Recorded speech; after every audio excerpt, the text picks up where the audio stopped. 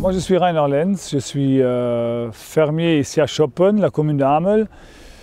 J'ai 43 ans, on exploite ici notre ferme familiale avec mon père qui est déjà à la retraite mais qui aimait toujours beaucoup, un ouvrier et mon épouse Evelyne et deux jeunes qui nous aident le week-end et pendant les vacances. On a des vaches Fleckvieh, donc Fleckvieh c'est la race mixte du sud de l'Allemagne, de l'Autriche. La famille, la Montbéliarde, elle ressemble un petit peu, mais elle est très rustique. Donc c'est une vache qui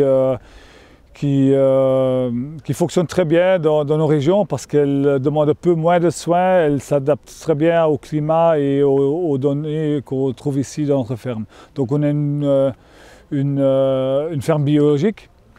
Donc le but, c'est pas forcément de produire le dernier litre, mais de soigner les vaches avec le fourrage qu'on récolte sur nos terrains et de ne pas soigner trop d'aliments complémentaires comme les céréales ou les concentrés que l'on va acheter.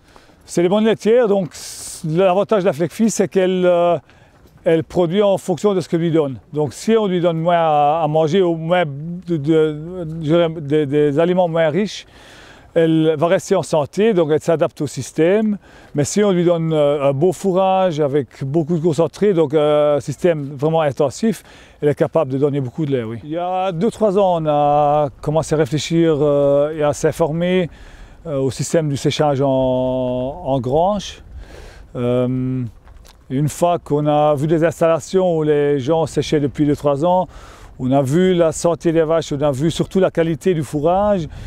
Et pour finir, on a été persuadé du système et on ne pouvait plus s'imaginer de ne pas construire.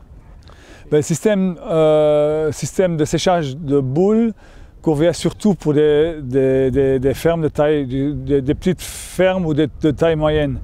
Mais chez nous, on a quand même 130 vaches, 120 hectares, donc c'est très difficile de rentrer beaucoup de fourrage en peu de temps avec un système de séchage en boule. Donc on a opté pour le séchage en vrac et d'ailleurs tous les gens qui travaillent dans ce domaine depuis des années nous conseillent de construire un séchage en vrac.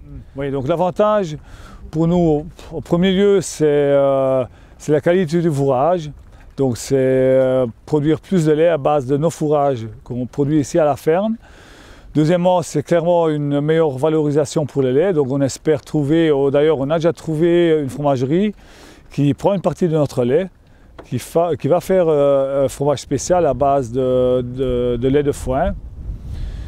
Et puis troisièmement, mais aussi la santé des vaches. Donc si tu donnes un beau fourrage à tes vaches, elles vont te rendre ça avec une bonne santé, donc moins de problèmes de pattes ou de mammites et tout ça.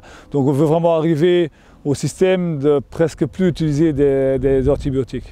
Comme je disais, on a une fromagerie qui commence à fabriquer du fromage à base de notre lait de foin, un fromage spécial. Donc c'est un début. Ma belle-sœur a fait un cours pour apprendre à faire le fromage et depuis 2 mois, elle a commencé à faire du fromage à base du lait de foin. Oui, elle a commencé en juillet et maintenant on a pu goûter les premiers fromages. Dans le lait de foin, il y a moins de spores butériques, ce qui est meilleur pour la production du fromage. Qui a un temps de maturation plus long. On va le vendre aux petits magasins ici dans la région, dans les alentours. Maintenant, c'est nouveau, donc je pense que beaucoup de grosses laiteries ne vont peut-être pas venir au début, mais c'est peut-être plutôt des petits transformateurs qui pourraient être intéressés parce qu'ils veulent souvent se différencier avec leurs produits par rapport à la grande masse. Donc avec un produit comme ça, avec un produit de base comme ça, ce serait bien possible, je pense. Oui, il y a une demande, mais comme j'ai dit, c'est encore vraiment le début en Belgique d'avoir du lait de foin. Au niveau du financement, on espère d'avoir des aides. On est on commence, quoi. C'est le tout début, oui. Donc dans 5 ans, on veut vraiment savoir manipuler notre séchage à fond.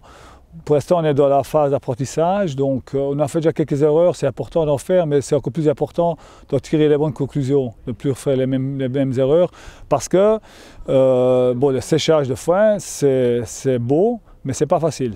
Donc il ne faut pas se lancer sans s'informer et pas croire que ça va tout seul, mais avec les machines d'aujourd'hui, il y a moyen d'être très performant. Et voilà, j'espère que dans 5 ans d'ici, on y sera au top. Le premier conseil, c'est qu'il doit vraiment trouver les personnes compétentes qui le conseillent à un maximum.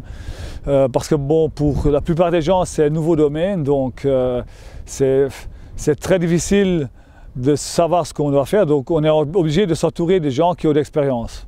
Ça, c'est très important. Maintenant, en Belgique, il n'y en a pas beaucoup.